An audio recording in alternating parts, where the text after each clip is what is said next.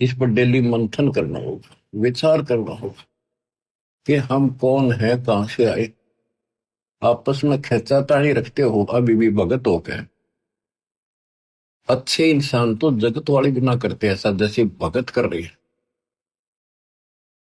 किसी को छोटी सी सेवा दे देते, कोऑर्डिनेटर बना दिया, वो ने सोचा मैं खुदा बन गया। और इतना शिक्षा तो बने। मजदूर बनो सीखो, मजदूर। और ये बच्चे जो है ना, ये मालिक के बच्चे समझो, परमात्मा के बच्चे हैं, समझो ना समझो तब भी है। कोऑर्डिनेटर बनता है तो किसी स्तर का है। कोऑर्डिनेटर की परिभाषा समझो क्या होती है। कोऑर्डिनेट करना, एक दूसरे से संपर्क साध कर रखना। और जो आदेश गुरु जी का है उसको आगे अपने भाई बहनों तक पहुंचावे, उनकी व्यवस्था करे और करवावे। अपने को नौकर समझे, सर्वेंट हूं मैं दाता का। दो जन मेरी शरण है ताका हूं मैं दास, खुद मालिक कहते हैं दास को न लगा।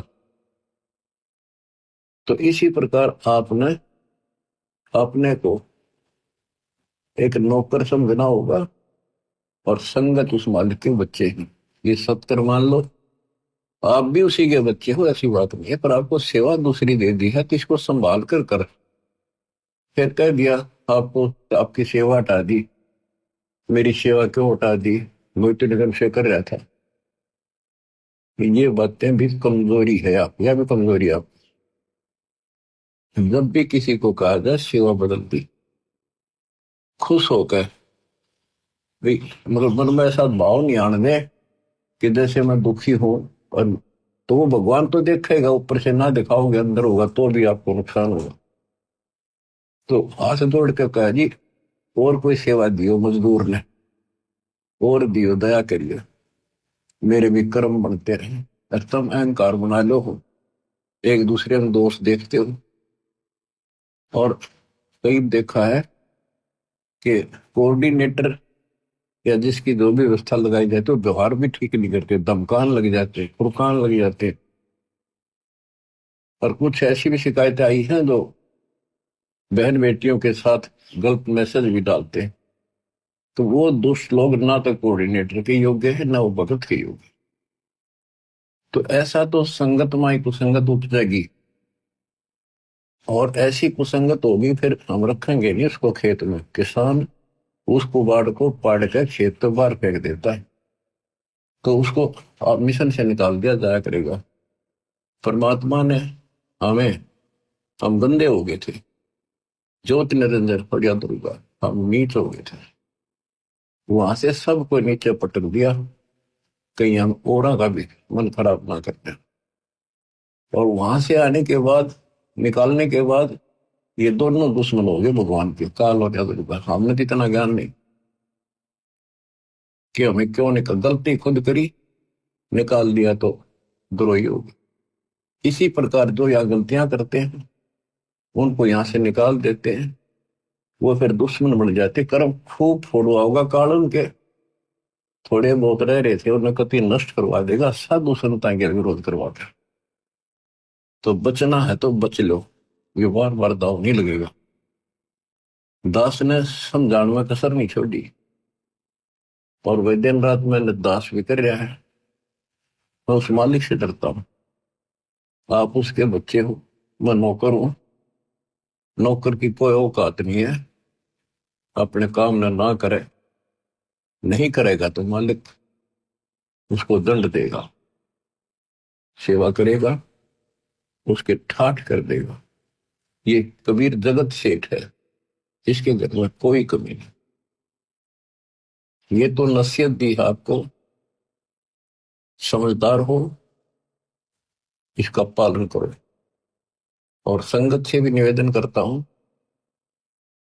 जैसे कोई कोऑर्डिनेटर भाई बहन आपको कहता है आप यहां ना बैठो, वहां बैठ जाओ, आपने ऐसा चाहिए तुरंत उठ के वहां बैठ जाए।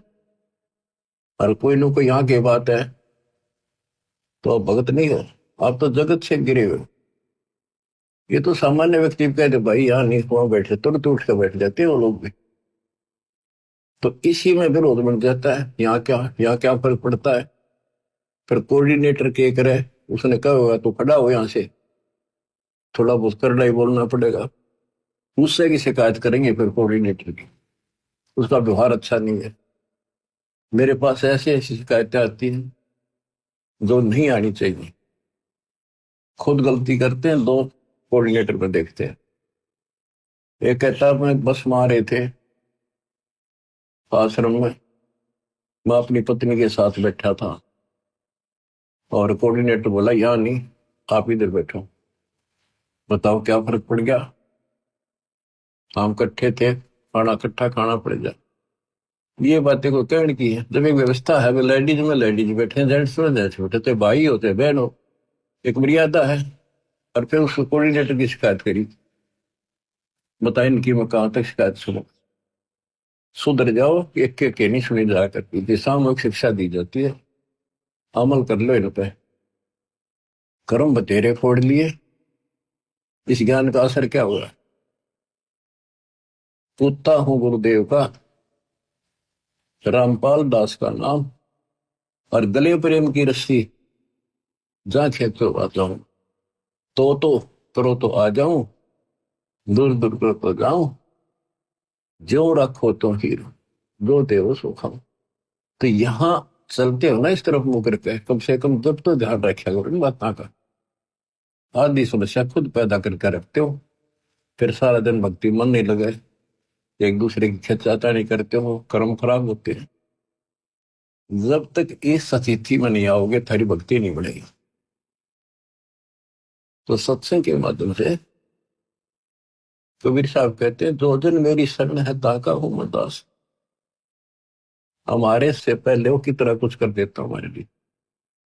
उदाहरण आपको दे, इब्राहिम सुल्तान आदम का बेड बिछाया, उसके बिस्तर लगाए, नौकर बन कहता कि इस पाप आत्मा ने निकालना इस गंध से। और बच्चों, दास का भी ये प्रयत्न है। आप मैं जहां त्रुटि देखता हूं, आपको समझाऊं, इस गंदे लोग से छुड़ जाऊं। और कोशिश है, आखिरी सांस पे करूंगा, जब तक सांस चलेंगे परमात्मा हिम्मत देगा, शरीर साथ देगा। तो बच्चों ध्यान दो, विवेक के गेल किसकी खेल बताओ। प्यार से रहो, भगवान से डरो, और 1 मिनट का भरोसा नहीं, रोज बताओ। और तुम ठेकेदारी लेकर बैठ के यहीं की अपने पिता उस सतलोक न छोड़ के,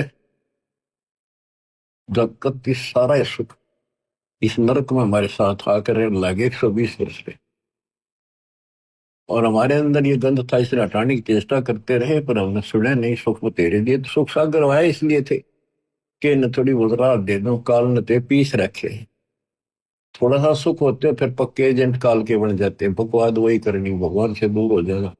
सत्संग में दोस्त देखना, जो सत्संग में आते हैं ना, जिनको कष्ट है वो नहीं चू करते, उन्हें जहां कह दे वही बैठ जाते बेचारे।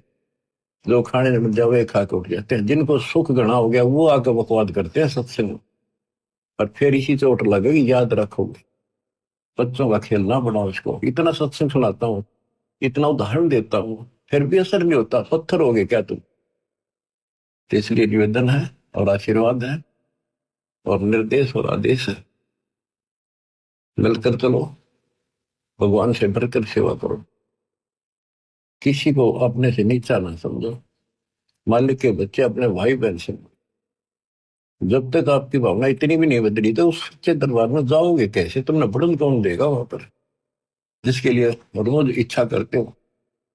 सारा कुछ वहां जाने के लिए तो कर रहे हैं, तो वहां जाने के लिए बकवाद तो हम किराए करते हैं पहले, जिससे उल्टे पटके यहाँ पटके फिर वहां से पटके जाओगे, फायदा क्या होगा। इसलिए नर्म और निर्मल बड़ो बच्चा, आदिन्नी के पास है पूर्ण ब्रह्म दयाल, मान बढ़ाई मारियो बेअदबी सरकार। बेअदबी भावनी साहेब के ताई, अदा जिल की बंदगी पलमा ही पाए। तो आपने आधीन बनना पड़ेगा, आप हो ऐसा है, इस संसार में आपका कोई नहीं है। कति लावारिश हो तुम, लावारिश। या बेसिक चौधरी पा के रहो, थोड़ा सा सुख देख कर एक दूसरा परिवार बन के यूं मेरा बड़ा अफसर बन गया बेटा, या कोई मंत्री बन गया।